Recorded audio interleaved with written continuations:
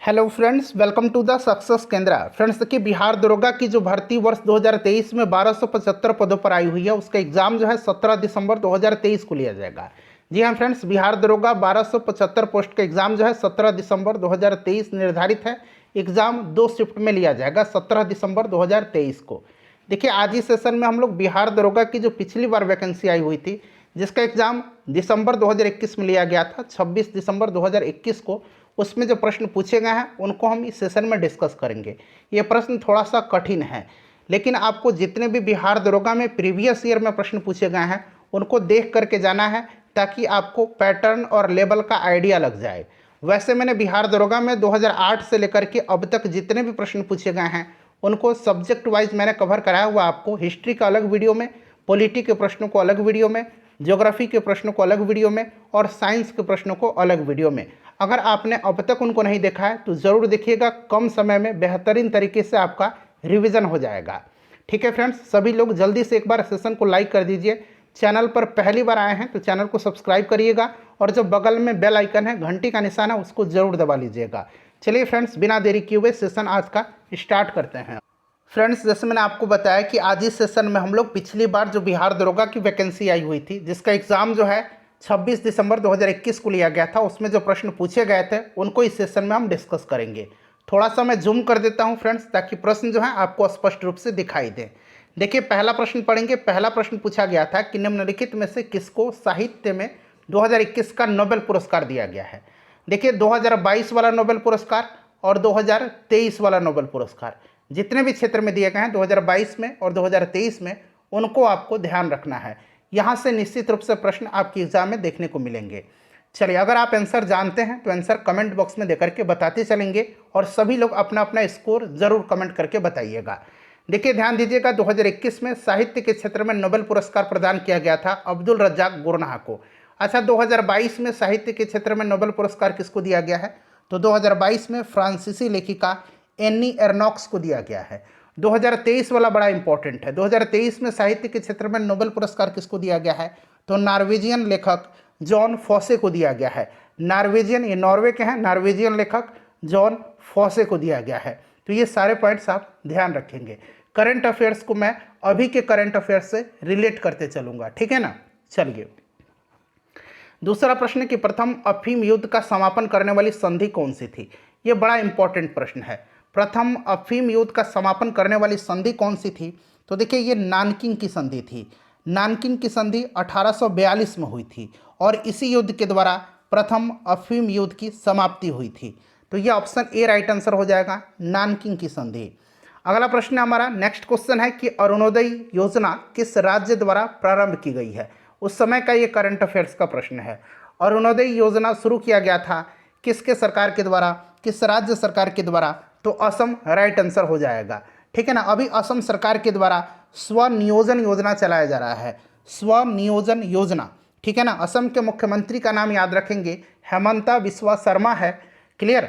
चलिए, अगला प्रश्न देखेंगे। और देखिए, आज ही मैंने बिहार से संबंधित यानी बिहार स्पेशल के टॉप 100 क्वेश्चंस कवर कराया हुआ है। प्रश्न इसी वीडियो से बनेंगे। अगर बिहार से संबंधित प्रश्न पूछे जाएंगे तो अगर आप इतना कवर कर लेते हैं तो आपका एक भी प्रश्न नहीं छूटेगा। देखिए, एशियाई खेलों में बैडमिंटन को पहली बार किस वर्ष शामिल किया गया था? अच्छा, यहाँ पर ध्यान दीजिएगा, अभी हाल ही में एशियन गेम समाप्त हुआ है।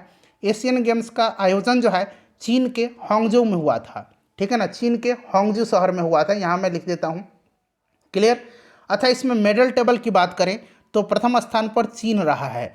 दूसरे स्थान पर कौन सा देश रहा है? तो दूसरे स्थान पर जो है जापान रहा है। तीसरे स्थान पर साउथ कोरिया रहा है और चौथे स्थान पर अपना प्यारा भारत रहा है।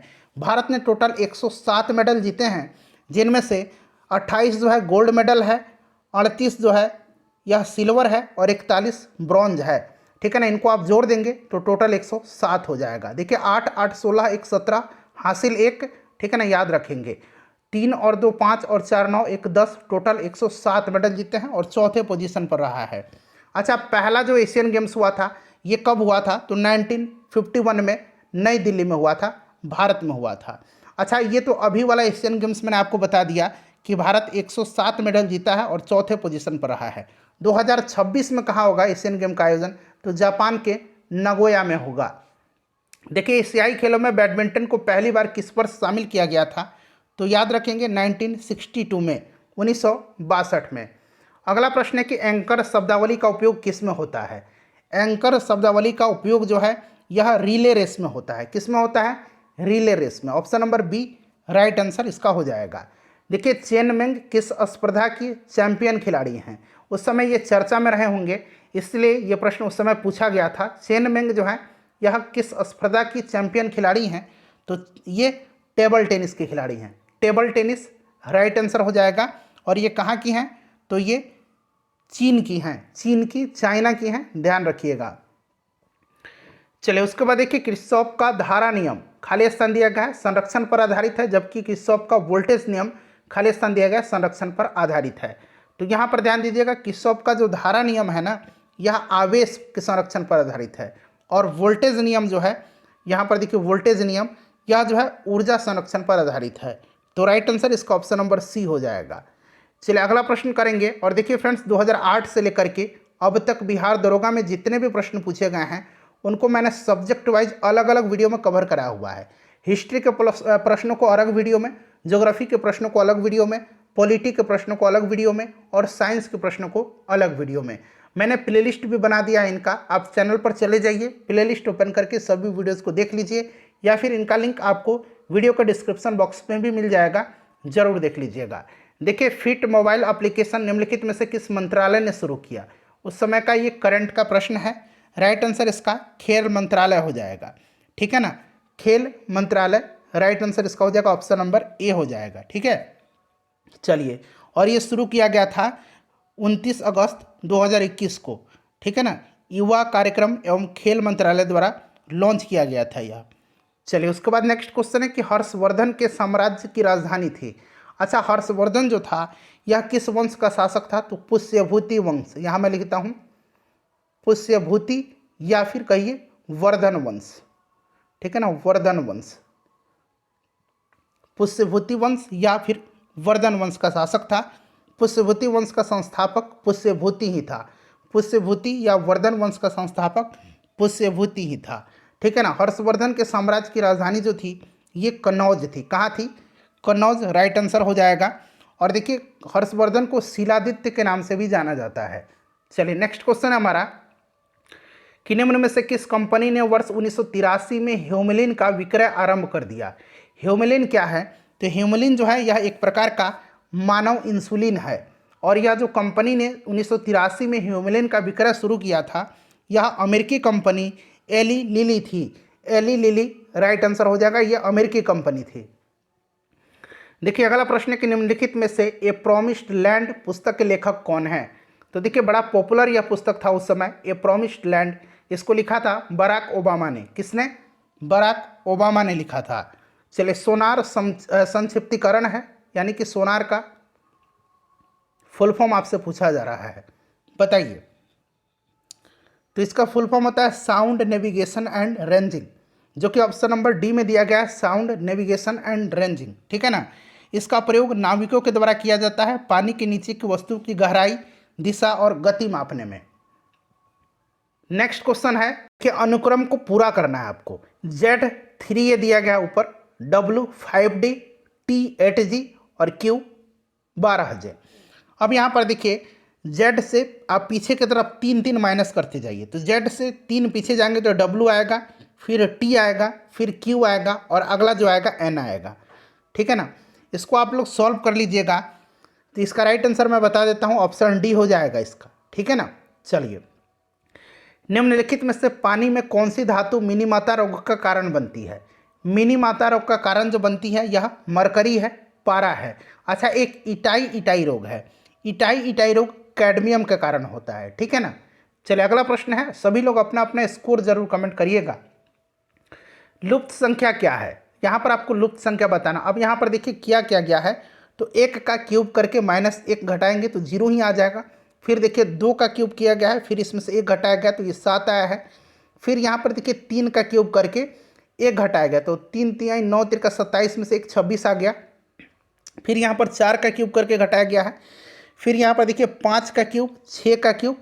अब यहाँ पर जो आएगा 7 का क्यूब करके 1 घटाया जाएगा तो ये 342 आ जाएगा। ऑप्शन सी राइट आंसर हो जाएगा। चलिए, गांधार कला शैली समन्वय है, तो गांधार कला शैली जो है इसका संबंध भारतीय और ग्रीक कला के समन्वय से है। भारतीय और ग्रीक कला राइट आंसर हो जाएगा। गांधार कला शैली का सबसे ज़्यादा विकास जो हुआ था, सर्वाधिक विकास, ये कुषाण वंश के शासक कनिष्क के समय में हुआ था। चलिए, अगला प्रश्न है कि भारत की प्रथम सौर ऊर्जा संचालित टेक्सटाइल मिल कहाँ निर्माण की जाएगी? तो इसका निर्माण किया गया है परभनी, महाराष्ट्र में। परभनी, महाराष्ट्र राइट आंसर इसका हो जाएगा। अभी भी आप याद रखेंगे क्योंकि यह भारत की प्रथम है। चलिए, भारत में चाय उत्पादन में प्रथम स्थान किस राज्य का है?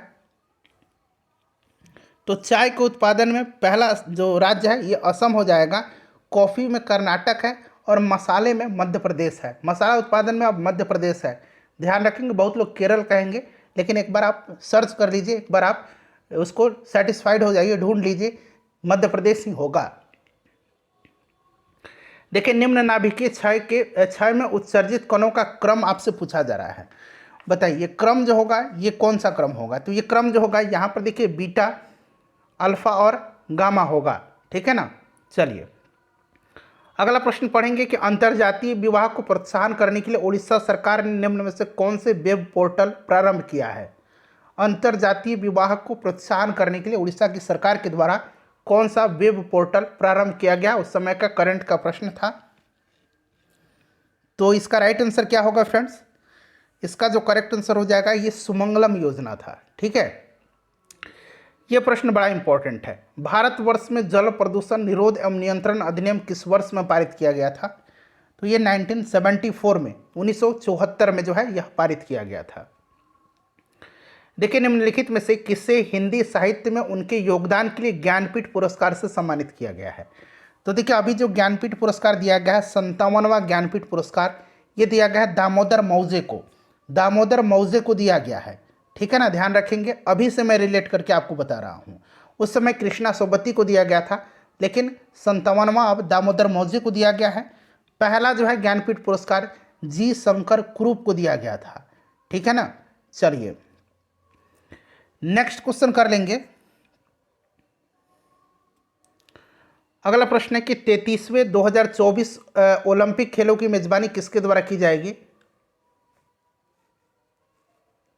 तो 2024 में जो होगा ओलंपिक, ये 33वां होगा और इसका आयोजन फ्रांस की पेरिस में किया जाएगा, फ्रांस की राजधानी पेरिस में। अच्छा, उसके बाद 2028 में होगा, फिर 2032 में होगा। 2028 वाला ये अमेरिका के लॉस एंजलिस में होगा और 2032 वाला ऑस्ट्रेलिया के ब्रिस्बेन में होगा। भारत में संघीय न्यायालय की स्थापना किस अधिनियम या रिपोर्ट के द्वारा की गई? सिंपल सा क्वेश्चन है। भारत सरकार अधिनियम 1935 के द्वारा भारत में संघीय न्यायालय की स्थापना की गई थी। ऑप्शन डी राइट आंसर हो जाएगा। कुतुब मीनार के प्रवेश द्वार को जाना जाता है। अपना अपना स्कोर आप लोग जरूर कमेंट करके फ्रेंड्स बताइएगा। तो देखिए, कुतुब मीनार के प्रवेश द्वार को जाना जाता है अलाई दरवाज़ा के नाम से, अलाई दरवाज़ा, ठीक है ना। ध्यान रखेंगे, कुतुब मीनार का निर्माण कार्य कुतुबुद्दीन ऐबक ने प्रारंभ करवाया था और इल्तुतमिश ने इसको पूरा किया था, ठीक है। अलाई दरवाज़ा का निर्माण किसने करवाया था? आप लोग मुझे कमेंट करके बताएंगे, अलाई दरवाज़ा का निर्माण किसने करवाया था। अशोक चक्र सौर पुरस्कार वो किस वर्ष में स्थापित किया गया था? देखिए, यहाँ पर पूछा गया है कि किस वर्ष में स्थापित किया गया था। अब यहाँ पर थोड़ा सा ध्यान दीजिएगा। देखिए, भारत सरकार के द्वारा 4 जनवरी 1952 को वीरता पुरस्कार अर्थात अशोक चक्र वर्ग 1, अशोक चक्र वर्ग 1, ठीक है ना, 3 पुरस्कार स्टार्ट किया गया था। अशोक चक्र वर्ग 1, वर्ग 2, अशोक चक्र वर्ग 2 और अशोक चक्र वर्ग 3। कब? 1952 में। क्लियर है। और देखिए, उसके बाद अगर हम बात करें तो फिर जनवरी 1967 में, जनवरी 1967 में जो है इन पुरस्कारों का एक नया नामकरण किया गया। नाम बदल करके क्या किया गया? वर्ग 1 को अशोक चक्र, वर्ग 2 को कीर्ति चक्र और वर्ग 3 को सौर चक्र कर दिया गया था। तो स्थापित इसको किया गया था 1952 में ही, ठीक है ना। तो 1952 मेरे हिसाब से इसका आंसर होना चाहिए। और ऑप्शन में देखिए 1967 भी दिया गया, तो थोड़ा सा कन्फ्यूजन होगा। नाम बदल करके फिर से इन तीनों वर्गों का अशोक चक्र, कीर्ति चक्र और सौर चक्र 1967 में किया गया था, लेकिन इसकी स्थापना 1952 में ही की गई थी। पुस्तक हैप्पीनेस ऑल अराउंड के लेखक कौन हैं? तो फ्रेंड्स इस पुस्तक के लेखक कौन हैं? अभिजीत गुप्ता हैं। अभिजीत गुप्ता, इनको नोबेल पुरस्कार इकोनॉमिक्स के क्षेत्र में दिया जा चुका है, भारतीय मूल के हैं। चलिए, एक समाज की बैठक में 10 व्यक्ति उपस्थित हैं, सभी एक दूसरे से एक बार हाथ मिलाते हैं, कुल कितने बार हाथ मिलाए जाते हैं? चलिए, इसका आंसर आप लोग बना ही लेंगे, 45 इसका राइट आंसर हो जाएगा, ठीक है ना। सांची स्तूप मूल रूप से किस मौर्य शासक ने बनवाया था? तो सांची का स्तूप मध्य प्रदेश में है, अशोक के द्वारा जो है यह बनवाया गया था। और सांची भारत का पहला सोलर सिटी है। चलिए, राष्ट्रपति के अध्यादेश पारित करने की शक्ति वर्णित है। राष्ट्रपति को अध्यादेश पारित करने की शक्ति जो है यह अनुच्छेद 123 में है। अच्छा, राज्यपाल को अगर पूछा जाएगा तो अनुच्छेद 213 में है, ठीक है ना। अच्छा, अनुच्छेद 52 में क्या है? तो अनुच्छेद 52 में राष्ट्रपति पद का प्रावधान किया गया है। अनुच्छेद 143 पे इम्पोर्टेंट है, राष्ट्रपति उच्च न्यायालय से, उच्चतम न्यायालय से यानी कि सुप्रीम कोर्ट से सलाह ले सकता है, पर उसे मानने के लिए बाध्य नहीं है। चलिए, यूटोपिया के लेखक कौन था? इंपॉर्टेंट क्वेश्चन है, थॉमस मोर। राइट आंसर हो जाएगा ऑप्शन नंबर ए, ठीक है ना। अगला प्रश्न कि भारतीय वन अनुसंधान संस्थान कहाँ पर स्थित है? तो फ्रेंड्स, भारतीय वन अनुसंधान संस्थान ये देहरादून में है। भला ये कौन नहीं जानता, सबको पता होगा। अगर आपसे पूछा जाए वन प्रबंधन संस्थान कहाँ पर है? वन प्रबंधन संस्थान तो भोपाल में है। अच्छा, अंतर्राष्ट्रीय वन दिवस कब मनाया जाता है? तो 21 मार्च के दिन मनाया जाता है। सारे पॉइंट्स ध्यान रखेंगे। भारत की सबसे उत्तरी बिंदु पूछा गया है, सबसे उत्तरी बिंदु कौन सी है? तो इंदिरा कॉल है, ठीक है ना। और सबसे दक्षिणी पूछेगा तो इंदिरा पॉइंट है, तो इंदिरा कॉल हो जाएगा। सबसे अगर दक्षिणी पूछेगा तो इंदिरा पॉइंट होगा। देखिए, निजी क्षेत्र में लघु और मध्यम उद्योगों को विकसित करने के उद्देश्य से औद्योगिक ऋण और निवेश निगम द्वारा प्रायोजित किया जाता है। तो फ्रेंड्स, यह विश्व बैंक से मिशन के द्वारा। ऑप्शन नंबर इसका सी राइट आंसर हो जाएगा। देखिए, इटली को जिस प्रक्रिया द्वारा इडली को, नॉट इटली, इडली, ठीक है ना, इडली को जिस प्रक्रिया के द्वारा बनाया जाता है वह है, तो यह स्टीमिंग के द्वारा पकाया जाता है, यानी कि भाप के द्वारा। तो स्टीमिंग यहाँ पर राइट आंसर हो जाएगा। भारत का सक्रिय ज्वालामुखी द्वीप कौन सा है? चलिए बताइए राइट आंसर, कमेंट करते चलेंगे आंसर। तो यह बैरन द्वीप है, भारत के एकमात्र सक्रिय ज्वालामुखी द्वीप बैरन है। तो राइट आंसर यहाँ पर देखिए बैरन है। उसके बाद देखिए, प्रदीप्त नलिका तथा नियोन चिन्ह बल्ब में क्या होता है? प्रतिदीप्ति नलिका तथा नियोन चिन्ह बल्ब में क्या होता है? तो इसमें प्लाज्मा होता है, ठीक है ना, प्लाज्मा होता है। और प्लाज्मा पदार्थ की चौथी अवस्था है, आपको याद भी होगा प्लाज्मा। निम्नलिखित में से कौन सी समिति मौलिक कर्तव्यों से संबंधित है? मौलिक कर्तव्य से संबंधित कौन सी समिति है? तो यह सरदार स्वर्ण सिंह समिति है। 1976 में इसी की अनुशंसा पर मौलिक कर्तव्य को जोड़ा गया था, ठीक है ना। 42वें संविधान संशोधन के द्वारा अभी वर्तमान में 11 मौलिक कर्तव्य हैं, ध्यान रखेंगे आप। चलिए, नेक्स्ट क्वेश्चन है कि जहांगीर के शासनकाल में निम्नलिखित में से किस चित्रकार को नादिर उल उस्र की खिताब से नवाजा गया था? तो ये प्रसिद्ध चित्रकार थे उस्ताद मंसूर, ठीक है ना। इन्हीं को जहांगीर ने नादिर उल अस्र की उपाधि से सम्मानित किया था, उस्ताद मंसूर को। दूध में उपस्थित शर्करा, तो दूध में कौन सा शर्करा है? लैक्टोज होता है, लैक्टोज राइट आंसर हो जाएगा। सबसे मीठी शर्करा कौन सी है? फ्रुक्टोज। देखिए, फजल अली संबंधित है आयोग, तो फजल अली आयोग का संबंध जो है यह किससे है?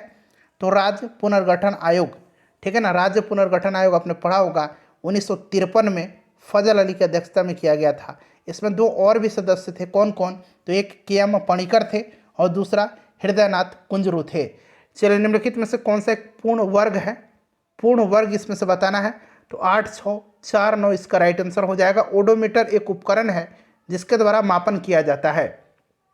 ओडोमीटर के द्वारा क्या मापा जाता है? तो यह दूरी मापा जाता है, यह वाहन द्वारा तय की गई कुल दूरी को मापता है, तो दूरी इसका राइट आंसर हो जाएगा, ठीक है। चलिए, अच्छा, दूध की शुद्धता लैक्टोमीटर से मापा जाता है, याद रखेंगे दूध की शुद्धता। और पूर्वी चंदेला किस खेल से संबंधित है? तो निशानेबाजी से, ठीक है ना, निशानेबाजी राइट आंसर हो जाएगा, निशानेबाजी। चलिए, नेक्स्ट क्वेश्चन कर लेंगे। अगला प्रश्न है कि जब 1942 में अखिल भारतीय राष्ट्रीय कांग्रेस ने भारत छोड़ो आंदोलन छेड़ा, तब भारत का वायसराय कौन था? यहाँ पर भारत छोड़ो कांग्रेस, भारतीय राष्ट्रीय कांग्रेस ने भारत छोड़ो आंदोलन छेड़ा, उस समय वायसराय कौन था? 8 अगस्त 1942 आपको याद होगा शुरुआत हुई थी भारत छोड़ो आंदोलन की, और उस समय भारत का वायसराय लॉर्ड लिनलिथ को था। भारत छोड़ो आंदोलन के दौरान ही करो या मरो का नारा दिया गया था, याद रखिएगा। देखिए, ऐसी समष्टि पारस्परिक क्रिया जिसमें एक जाति को लाभ होता है और दूसरी को न लाभ होता है और न ही हानि, उसको क्या कहता है? देखिए, एक जाति को तो लाभ हो रहा है, दूसरे को ना ही लाभ हो रहा है और ना ही हानि हो रहा है, उसको क्या कहा जाता है? उसको कहा जाता है सहभोजिता। सहभोजिता कहा जाता है। देखिए, निम्नलिखित में से किससे रामसर अभिषय यानी कि रामसर कन्वेंशन संबंधित है? तो यह वेटलैंड्स से है, आर्द्र भूमि के संरक्षण से है, आर्द्र भूमि संरक्षण से। 2 फरवरी 1971 को रामसर समझौते पर हस्ताक्षर हुए थे। तब से प्रत्येक वर्ष 2 फरवरी के दिन ही आर्द्र भूमि दिवस यानी कि वेटलैंड्स डे मनाया जाता है। चलिए अगला प्रश्न करेंगे कि मराठा शासक छत्रपति शिवाजी की राजधानी का नाम क्या था? छत्रपति शिवाजी का जन्म 1627 में हुआ था। इनका राज्याभिषेक 1674 में हुआ था। 1627 में इनका जन्म, 1674 में इनका राज्याभिषेक हुआ था। राजधानी इनकी रायगढ़ हुआ करती थी। और देखिए, इनके गुरु का नाम पूछेगा तो कोंडदेव थे। कौन? कोंडदेव इनके गुरु थे। अगर आपसे इनके आध्यात्मिक गुरु का नाम पूछेगा तो आध्यात्मिक गुरु का नाम गुरु रामदास था। आध्यात्मिक गुरु गुरु रामदास। और अगर कोंडदेव पूछेगा, राजनीतिक गुरु पूछे या फिर सिर्फ गुरु पूछे तो कोंडदेव, और आध्यात्मिक गुरु पूछेगा तो गुरु रामदास।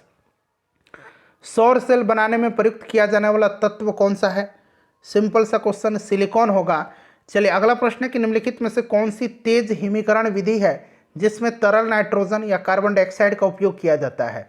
सबसे इसमें से पूछा गया कौन सी तेज हिमीकरण विधि है जिसमें तरल नाइट्रोजन या कार्बन डाइऑक्साइड का उपयोग किया जाता है?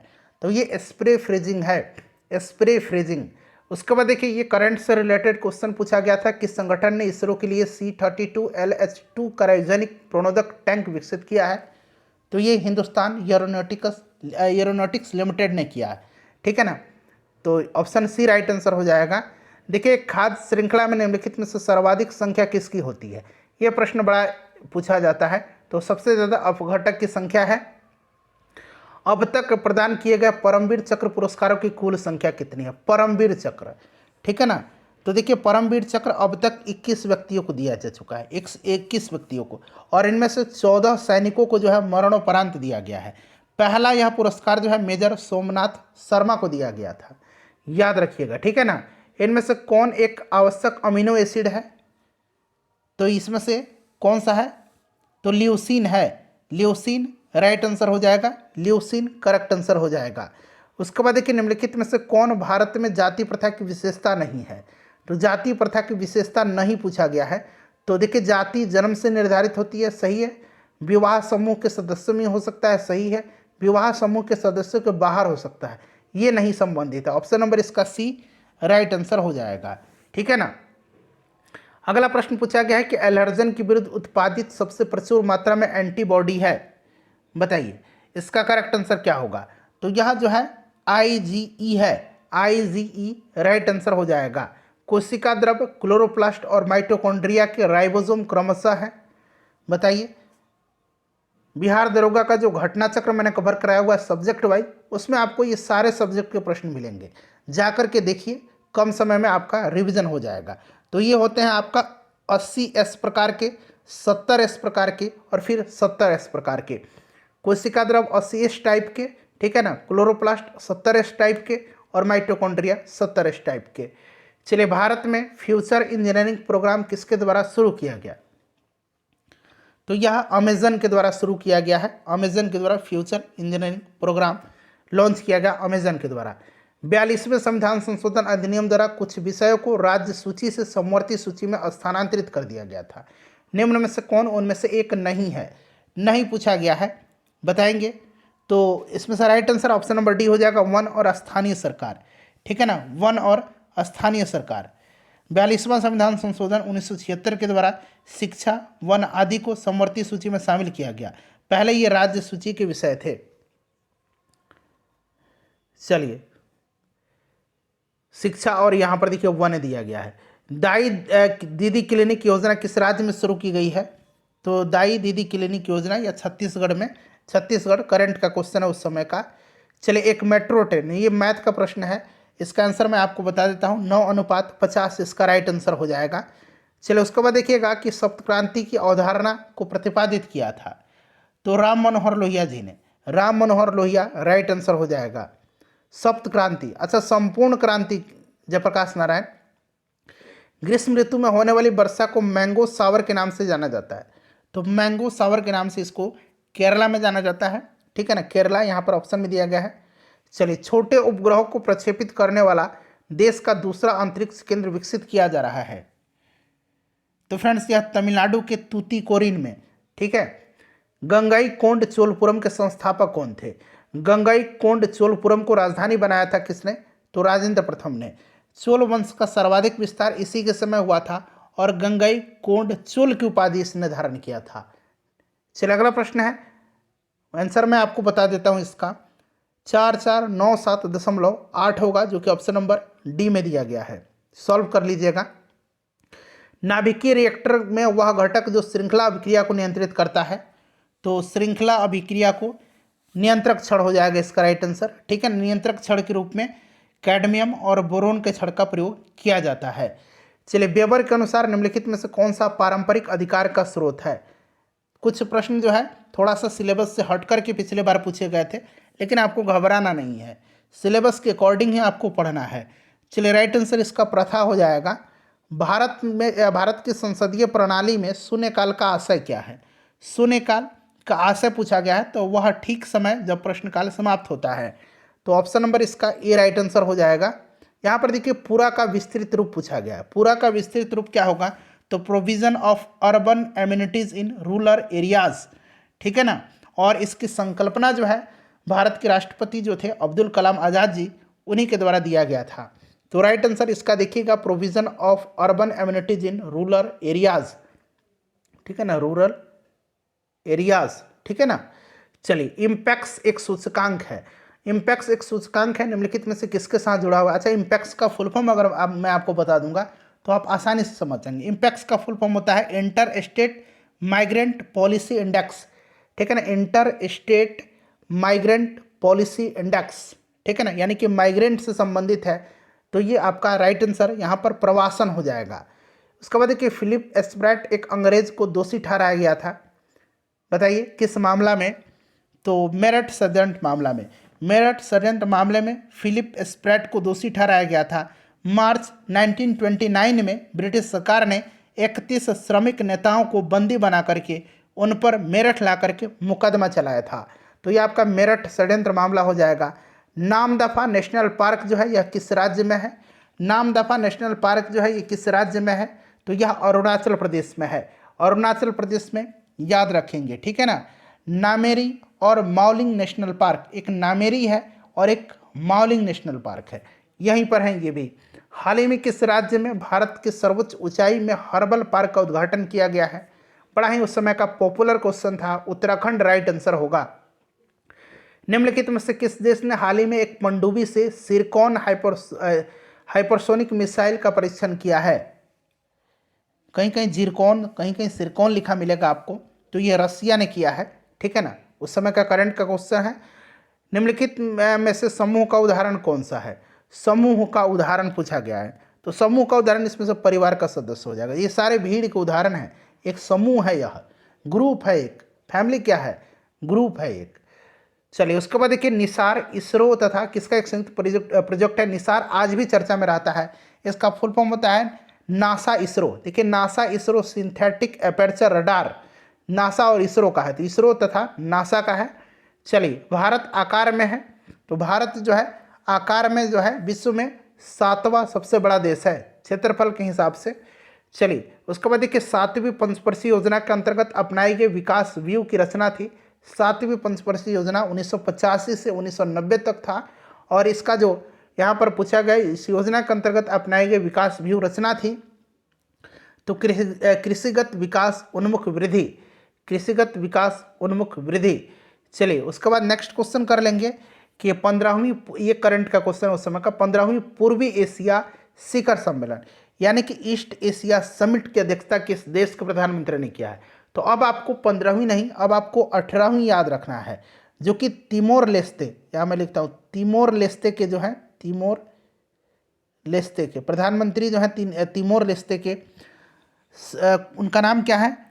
तो सेनाना, यहाँ मैं लिखता हूँ सेनाना, सेनाना गुजमाओ के द्वारा किया गया। तो आप तिमोर लेस्ते याद रखेंगे, ठीक है ना। चलिए, भारत के वाटरमैन के रूप में किसे जाना जाता है? तो ये आपको भी पता है, राजेंद्र सिंह को वाटरमैन ऑफ इंडिया कहा जाता है। कर्क रेखा भारतीय राज्यों के निम्नलिखित में से किस समूह से होकर के गुजरती है? कर्क रेखा 8 राज्य से गुजरती है, और इसमें जो दिया गया है गुजरात, झारखंड, त्रिपुरा, इन्हीं से होकर के गुजरेगी। तो option number B right answer हो जाएगा। दुर्खिम के अनुसार आधुनिक समाजों की विशेषता है, तो दुर्खिम के अनुसार राइट आंसर इसका हो जाएगा जैविक एकजुटता। उत्पादन क्षमता के अंदर बिंदु, उत्पादन क्षमता के अंदर बिंदु, तो इसका जो आंसर होगा ये व्यवहार है लेकिन कुशल नहीं, ठीक है ना। कौन सा मंत्रालय खेल पुरस्कार से जुड़ा हुआ है? खेल पुरस्कार से जुड़ा हुआ है कौन सा मंत्रालय? तो यह मंत्रालय जो है युवा कार्यक्रम और खेल मंत्रालय है। देखिए, वर्ग संघर्ष की अवधारणा किसने दिया था? तो यह आपको अच्छी तरह याद होगा, कार्ल मार्क्स ने दिया था। Karl Marx, option number A right answer हो जाएगा। कम्युनिस्ट मैनिफेस्टो और दास कैपिटल इनकी रचना याद रखेंगे। चलिए, इसका आंसर मैं आपको बता देता हूं फ्रेंड्स। इसका जो आंसर होगा 111 हो जाएगा। कटी जली एवं कच्ची सतहों पर कौन से सूक्ष्मजीव पनपते हैं? जो कटा हुआ, जला हुआ और कच्चा सतह है उस पर कौन सा? तो एस्टेफाइलोकोकाई, ठीक है ना। यहाँ पर देखिएगा तो एस्टेफाइलोकोकाई। चलो, उसके बाद देखिए, भारत के केंद्रीय सतर्कता आयोग का मुख्य कार्य क्या है? तो इसका मुख्य कार्य जो है वो आपका देश के जांच अभिकरणों पर निगरानी रखना है, ठीक है। चलिए, अर्थशास्त्र को किसके अध्ययन के रूप में सर्वोत्तम रूप से परिभाषित किया जाता है? तो समाज अपने सीमित साधनों का प्रबंधन किस प्रकार करे, ठीक है ना। तो राइट आंसर इसका ऑप्शन नंबर सी हो जाएगा। उसके बाद देखिए, जब आयोडीन घोल की कुछ बूंदों को चावल के पानी में मिलाया जाता है तो घोल नीला काला हो जाता है। यह क्या इंगित करता है कि चावल में पानी में शामिल क्या है? तो मांड स्टार्च शामिल है। उसके बाद देखिए, तेल की पतली फिल्म से परावर्तित श्वेत प्रकाश में रंग दिखाई देने का कारण क्या है? तो यह प्रकाश का कौन सी घटना है? तो प्रकाश का यह व्यतिकरण है। प्रकाश का यह व्यतिकरण है। कौन सा क्षेत्र स्वयं पोर्टल से संबंधित है? स्वयं पोर्टल से शिक्षा राइट आंसर हो जाएगा। शिक्षा, ठीक है ना। चलिए, शिक्षा मंत्रालय के द्वारा स्वयं पोर्टल जारी किया गया था। देखिए, मुखोन्मुख अंतःक्रिया के संदर्भ में मानव व्यवहार के अध्ययन को कहते हैं? तो यह कहा जाता है व्यष्टि समाजशास्त्र। उसके बाद नेक्स्ट क्वेश्चन है हमारा, अगला प्रश्न करेंगे कि किस दिन को विश्व कैंसर दिवस मनाया जाता है? तो विश्व कैंसर दिवस प्रत्येक वर्ष 4 फरवरी के दिन मनाया जाता है। 4 फरवरी कहाँ पर दिया? ऑप्शन ए में दिया गया है, 4 फरवरी के दिन मनाया जाता है। उसके बाद देखिए, पुरुषों का जो चक्का डिस्कस है, डिस्कस थ्रो होता है, उसका वजन पूछा गया है। तो इसका वजन 2 किलोग्राम का होता है। महिलाओं का पूछता तो 1 किलोग्राम होता है। अच्छा, मैराथन दौड़ की आधिकारिक दूरी भी याद रखना है। मैराथन दौड़ की आधिकारिक दूरी कितना है? तो ये भी याद रखेंगे, 42.195 किलोमीटर या फिर 26 मील 385 गज, ठीक है ना। अच्छा, हाफ मैराथन का अगर दूरी पूछेगा तो हाफ मैराथन की दूरी 21.0975 किलोमीटर, ठीक है ना, हाफ मैराथन की। मील में पूछेगा तो 13 मील 192.5 गज, ठीक है ना, 13 मील 192.5 गज। ये आंकड़ा ध्यान रखेंगे। हो सकता है हाफ मैराथन की दूरी आपसे पूछा जाए, तो याद रखिएगा। मैराथन की दूरी आपसे पूछा जाए तो किलोमीटर और मील दोनों में याद रखिएगा। 2001 की जनगणना के अनुसार भारत की जनसंख्या थी। देखिए, कितना उटपटांग प्रश्न पूछ लिया गया था।